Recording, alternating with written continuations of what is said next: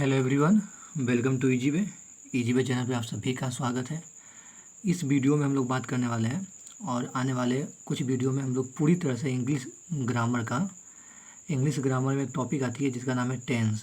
ठीक है, टेंस के बारे में हम लोग बहुत अच्छे तरह से पढ़ेंगे, एकदम एकदम बेसिक से और एकदम डिटेल से पढ़ेंगे। ठीक है, कि जितना बेसिक से यानी एक बच्चा भी अगर जो सीखना चाहे तो वो भी सीखेगा पूरा, और उसको एकदम हिंदी वर्ड को ट्रांसलेट करके इंग्लिश तक पहुंचाएंगे। यानी कि एक हिंदी वर्ड का पूरा पैसेज दिया हुआ है। ठीक है, हिंदी में पूरा पैसेज लिखा हुआ है, इसको आपको इंग्लिश में पूरा ट्रांसलेट करके आप खुद ट्रांसलेट करके इसको इंग्लिश में लिखेगा। यहाँ तक हम लोग पहुँचेंगे, सोचिए।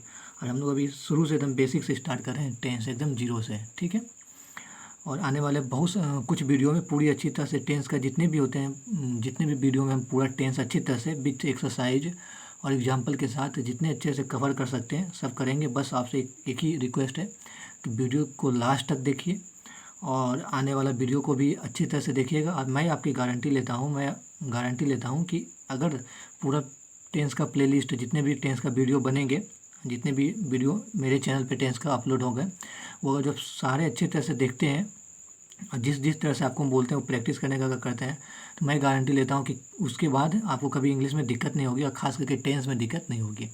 ठीक है, उसके बाद फिर हम लोग एक्टिव पैसिव सारा ग्रामर के जितना भी चैप्टर है सब लोग हम एकदम डिटेल में पढ़ेंगे।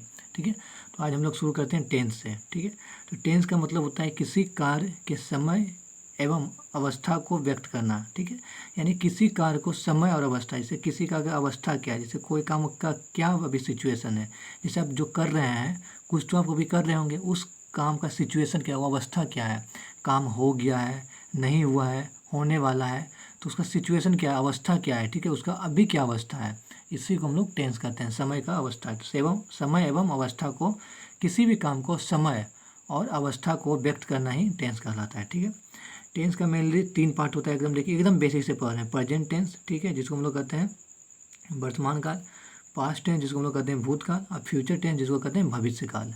ठीक है, ये हिंदी में हो गया। अब फर्दर उसके बाद क्या होता है, इसका 4 पार्ट होता है। ठीक है, हर एक इसका भी 4 पार्ट होगा, इसका भी 4 पार्ट होगा, पास्ट का भी और फ्यूचर के भी 4 पार्ट होगा। ठीक है, तो प्रेजेंट का पहला पार्ट हो गया प्रेजेंट इंडेफिनिट, दूसरा हो गया प्रेजेंट कंटिन्यूअस, तीसरा हो गया प्रेजेंट परफेक्ट टेंस और चौथा हो गया प्रेजेंट परफेक्ट कंटिन्यूअस टेंस। ठीक है, उसी तरह से पास्ट का होगा past indefinite tense, past perfect present past continuous tense, past perfect tense और पास्ट परफेक्ट कंटिन्यूअस टेंस। उससे उसी तरह से फ्यूचर का होगा future indefinite tense, future continuous tense, future perfect tense और फ्यूचर परफेक्ट कंटिन्यूअस टेंस। ठीक है, इसी तरह से तीनों का 4 पार्ट होंगे। ठीक है, तो अभी हम लोग जो स्टार्ट करेंगे वो स्टार्ट करेंगे प्रेजेंट इंडेफिनिट टेंस से। ठीक है, फिर हम लोग पढ़ेंगे प्रेजेंट कंटिन्यूअस, फिर हम लोग पढ़ेंगे प्रेजेंट परफेक्ट, फिर हम लोग पढ़ेंगे प्रेजेंट परफेक्ट कंटिन्यूअस। फिर ये चारों का कंप्लीट करने के बाद, एक्सरसाइज करने के बाद, एग्जाम्पल लेने के बाद, फिर हम लोग पास्ट के ऊपर जाएंगे। पास्ट का फिर पास्ट इंडेफिनिट पढ़ेंगे, पास्ट पर कंटिन्यूस पढ़ेंगे, पास्ट परफेक्ट पढ़ेंगे, पास्ट परफेक्ट कंटिन्यूस पढ़ेंगे। फिर इसको कंप्लीट करने के बाद फिर फ्यूचर के ये चारों पार्ट कंप्लीट करेंगे, फिर एक्सरसाइज करेंगे, फिर क्वेश्चन करेंगे। ठीक है, तो हम लोग पढ़ते हैं अभी प्रेजेंट इंडेफिनिट। प्रेजेंट इंडेफिनिट के अंतर्गत हम विभिन्न प्रकार के कार्य को रखते हैं। ठीक है, यानी इसके अंदर कौन से कार्य आएंगे जिसको हम लोग प्रेजेंट इंडेफिनिट करेंगे। जैसे कि देखिए, हम लोग हिंदी में बोलते हैं। ठीक है, तो हम लोग कैसे पहचानेंगे कि ये जो वर्ड है इसका प्रेजेंट इंडेफिनिट में है और प्रेजेंट इंडेफिनिट के अंतर्गत आता है, और इसका जो ट्रांसलेट करेंगे इंग्लिश में वो प्रेजेंट इंडेफिनिट के फार्मूला लगा के ट्रांसलेट करेंगे। ठीक है, तो ऐसे वर्ड जिसका अंत में, वैसे वाक्य जिसका अंत में ता है, ठीक है, ता है, तू है, ठीक है, ती है, ठीक है, ये सब आदि रहे तो उसको समझिए कि वो प्रेजेंट इंडेफिनिट टेंस में है, और उसको जो हम इंग्लिश में ट्रांसलेट करेंगे उसके लिए हम प्रेजेंट इंडेफिनिट टेंस का हेल्प लेंगे। ठीक है, इसमें कुछ रेगुलर एक्शन होता है। ठीक है, पहला एक्शन, इसमें कुछ एक्शन है, उसको पहला एक्शन है रेगुलर एक्शन, मतलब नियमित कार्य। नियमित कार्य क्या हो गया, जैसे मैं रोज़ खाता हूँ। ठीक है, देखिए ता हूँ अंतिम में है, मैं रोज़ खाता हूँ, मैं रोज़ पढ़ता हूँ। ठीक है, तो इसका अगर इंग्लिश हम ट्रांसलेट करेंगे तो क्या होगा, आई रीड डेली। ठीक है, मैं यहाँ रोज़ आता हूँ, देखिए ता हूँ, आई कम हेयर डेली। ठीक है, आई कम हेयर डेली। उसके आगे फिर इरेगुलर एक्शन। इरेगुलर एक्शन क्या हो गया, अनियमित कार्य। ठीक है, जैसे earthquake come in Japan, Japan में भूकंप आती है। ठीक है, हैबिट, हैबिट का मतलब क्या हुआ, आदत। हैबिट का मतलब क्या होगा, आदत। जैसे कि किसी किसी का सिगरेट पीने की आदत होती है, तो ही स्मोक्स, ठीक है। इस तरह के कार्य को प्रेजेंट इंडिफिनिट के अंतर्गत आती है, और इस तरह के कार्य को अनुवाद कर ट्रांसलेट करने के लिए हमको प्रेजेंट इंडिफिनिट टेंस का हेल्प लेना पड़ता है, ठीक है। और यूनिवर्सल ट्रूथ को भी इंग्लिश में ट्रांसलेट करने के लिए प्रेजेंट इंडिफिनिट के तहत ही करेंगे, ठीक है। जैसे सनराइज इन द ईस्ट, सूर्य पूरब में उगता है, देखिए यहाँ पे भी ता है, ठीक है। तो सूर्य पूरब में उगता है, इसको इंग्लिश में ट्रांसलेट करने के लिए सनराइज इन द ईस्ट, ठीक है। अब हम लोग देखते हैं कि इसको जो प्रेजेंट इंडिफिनिट का फार्मूला क्या है, ठीक है।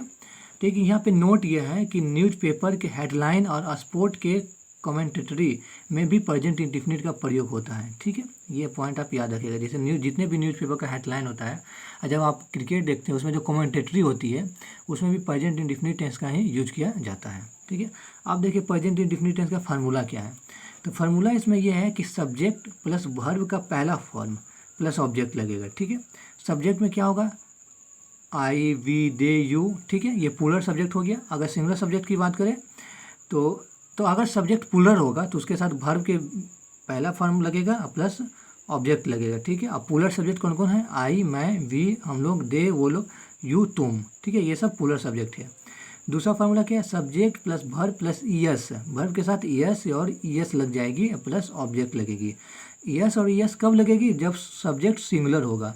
और सिंगुलर सब्जेक्ट कौन कौन होते हैं, ही, सी, इट, नेम, किसी का नाम, या ही, या सी, या ईट, ये सब सिंगुलर सब्जेक्ट हैं। और अगर सिंगुलर सब्जेक्ट है तो वर्ब के साथ ईएस और ईएस जुट जाएंगे, ठीक है। जैसे तुम पढ़ाई करता है, ठीक है, तो तुम यहाँ पे क्या है, सब्जेक्ट है, तो सब्जेक्ट कैसा है, प्लूरल सब्जेक्ट है, ठीक है। तो इसलिए यू रीड्स, वर्ब के साथ V1 लगा, पढ़ाई करता रीड होगा, नहीं लगा, ठीक है। मैं जाता हूँ, मैं यहाँ पे देखिए प्लूरल सब्जेक्ट है, वर्ब का पहला वर्ब लगा आई गो, ठीक है। अब हम लोग देखते हैं कि सिंगुलर अगला एग्जाम्पल देखते हैं, राम आम खाता है, ठीक है, राम आम खाता है। राम यहाँ पे देखिए क्या है, नाम है, ठीक है। सब्जेक्ट कैसा है, सिंगुलर सब्जेक्ट है, सिंगुलर सब्जेक्ट है। तो इसके साथ जो वर्ब आएगा, वर्ब के साथ क्या लगेगा, यस या ईएस लगेगा, ठीक है। तो राम ईट्स, देखिए यहाँ पे यस लगा, अब मैंगो, अब राम ईट्स मैंगो। अब यहाँ पे बात आता है कि कौन से वर्ब में यस लगेगा और कौन से वर्ब में ईएस लगेगा। तो देखिए जिस वर्ब के वर्ड के लास्ट में अल्फ़ाबेट वोवेल हो, ठीक है, उसमें यस वोवेल है उसमें ईएस लगेंगे, और जिसमें वोवेल कांस्टेंट है उसमें यस लगेंगे, ठीक है। जैसे देखिए यहाँ पे टी वोवेल नहीं है तो यस लगा।